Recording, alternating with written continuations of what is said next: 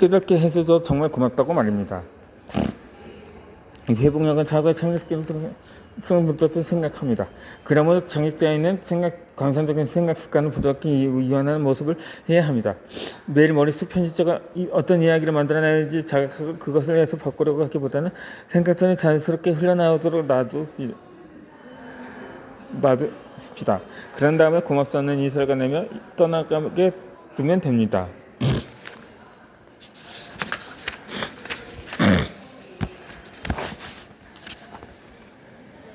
이 회복력을 저해하는 세 가지 생각입니다. 이 낙관주의는 높은 퇴근을 키우기 위한 중요한 요소 중 하나입니다. 이 낙관이라는 단어를 들었을 때 가장 먼저 떠오르는 생각은 무엇인가요? 이 내 머릿속에 가장 먼저 떠오르는 생각은 낙관은 세상에 아름다운 가득하고 즐겁지 않은 일은 하나도 없는 거라는 생각입니다. 그리고 인터넷상에서 흔히 볼 수 있는 낙관주의에 관한 경험도 떠올랐습니다. 이 낙관주의는 모든 것은 긍정적으로 보는 것이라고 말입니다. 그런데 이 개근을 떠올릴 때는 상의 마속에서 심한 거부감이 들었습니다. 이건 바로 해로운 긍정성이 아니던가요? 이 낙관주의에 관한 여러 장면을 연구서를 읽은 후에 낙관주의의 이 생각을 쫓아버리려고 했을 필요는 없으며 이 당신이 해야 할지는 당신과 생각 사이 관계를 바꾸는 것 뿐이에요.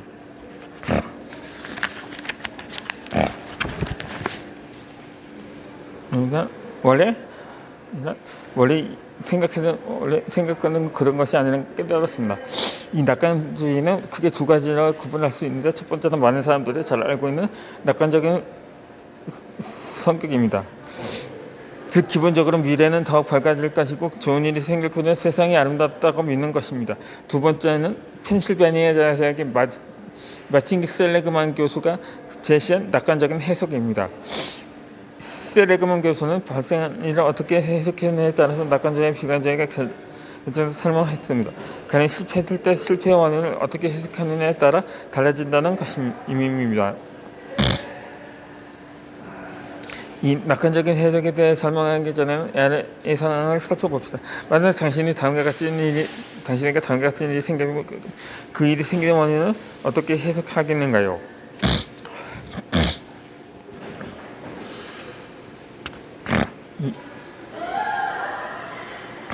회사에서 책임을 구조등이 발생하면서 해고를 당했습니다. 두 번째로 퇴직 멤버들까지 올라가서 면접을 잘 봤다고 생각했는데 아무런 통보가 없을 때를 가정합니다. 세 번째는 당신의 아이가 이번 시험에서 반꼴찌를 했다고 합시다. 이 네 번째로 유학을 가기 위해서 10개가 넘는 학교에 입학원들을 제출했는데 면접을 보러 오라는 한 것도 없다고 합시다. 네. 다섯 번째로 무려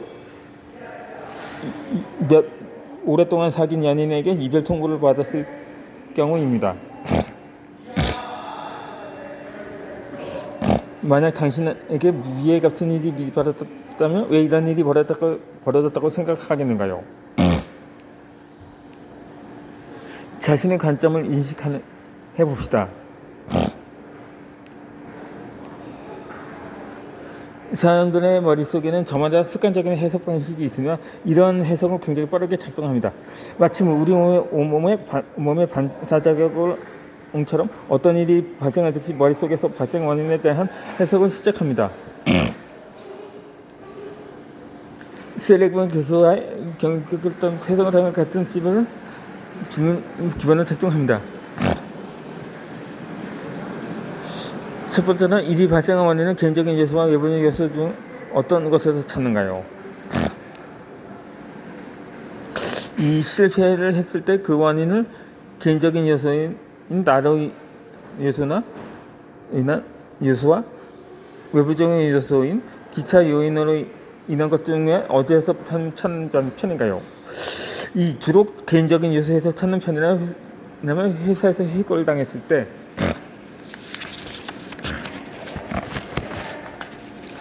때는 내가 능력이 부족해서 하다고 하면서 하다거나 아이가 학교에서 시험을 잘못 봤을 때는 다 뭐만 부모 때문이라고 하면서 또 오랫동안 신경 쓴 연인에게 이별 통보를 받았을 때는 다 내 잘못이라고 거나 내가 부족한 사람이나 그 사람이 떠나는 거라고 생각할 가능성이 높습니다.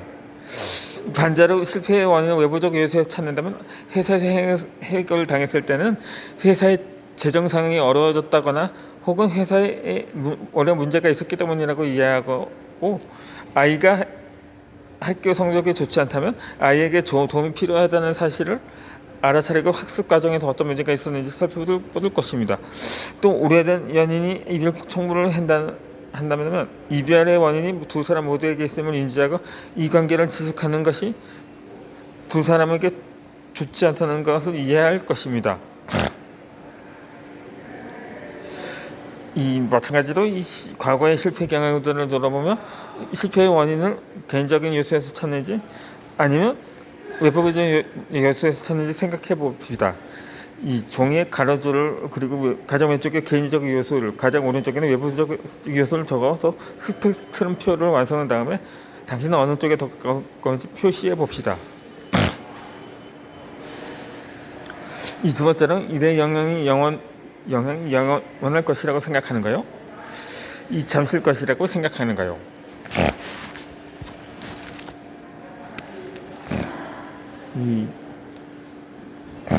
이 실패를 했을 때 그 일이 내 영향이 영원히 지속될 것이라고 생각한다면 내가 바꿀 수 없는 일에 너무 많은 힘을 낭비하게 됩니다.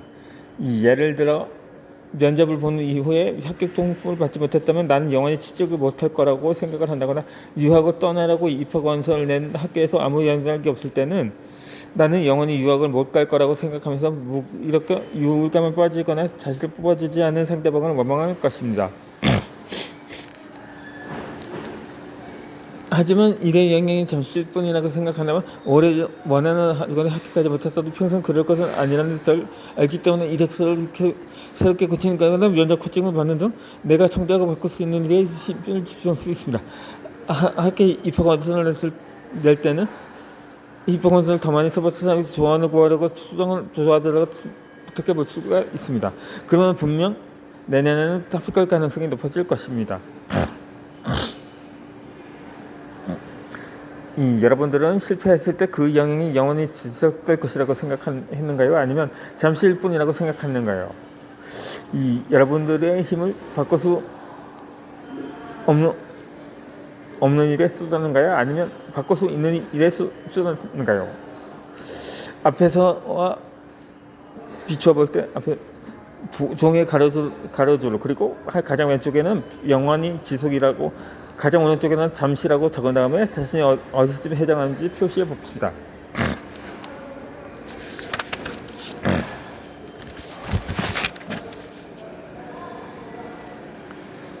두 번째는 일이 정반대로 생각하는 게 특정 부분에 나타난다고 생각하는가요? 실패를 했을 때 그 영향이 전반대로 나타난다고 생각하는가요? 아니면 특정 부분에 나타난다고 생각하는가요? 만약 영향이 이 점이 수준으로 나타나게 한다면 이보다 먼저는 학교에 했을 때 나는 정말 아무것 능력 없는 사람이라고 생각하거나 연인이 헤어지자고 했을 때 나는 정말 매력이 없나 봐. 난 아무도 나를 사랑해주지 않는 다른 사람까지 좋은 생각을 하지 못할 거라고 생각합니다.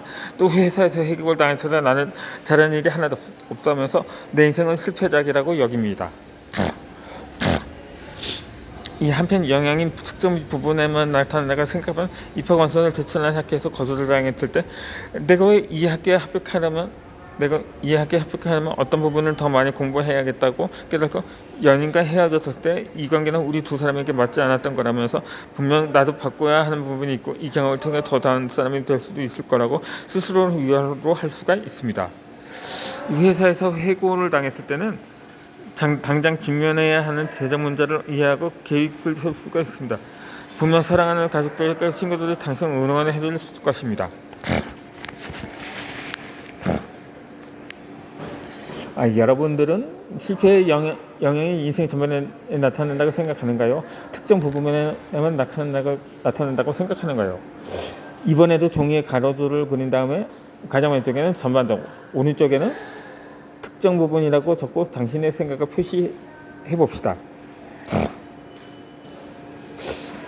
관점이 달라져야 변화합니다. 이제 종이에 작성한 세 가지 스스럼을 표를 살펴봅시다. 만약 표의 오른쪽에 더 가까이 있다면 당신은 예기치 못한 일이 발생했을 때 외부적인 요소에서 원인을 찾고 그 일이 특정 부분에 당신만 영향을 줄 거라고 생각하는 비교적 낙관적인 사람입니다. 반면 표의 왼쪽에 더 가까이 있다면 실패했을 때 발생 원인을 개인적인 요소에서 찾고 영원히 지속하면서 인생 전반에 영향이 미치다고 생각하는 비교적 비관적인 사람일 겁니다. 셀리그먼 고시는 알파벳 P로 시작하는 이 세 개의 단어를 회복력을 좌우하는 세 가지 요소라고 불렀습니다. 자신이 해석하는 방식이 회복력의 정성을 좌우하고 있다는 사실을 자각했다면 이미 변화에 걸어온 내디딘 셈입니다. 해석 방식은 대부분 어린 시절 성장기장 배경을 영역보다 만들어진 것입니다. 그러나 이제 당신에게는 이러한 방식을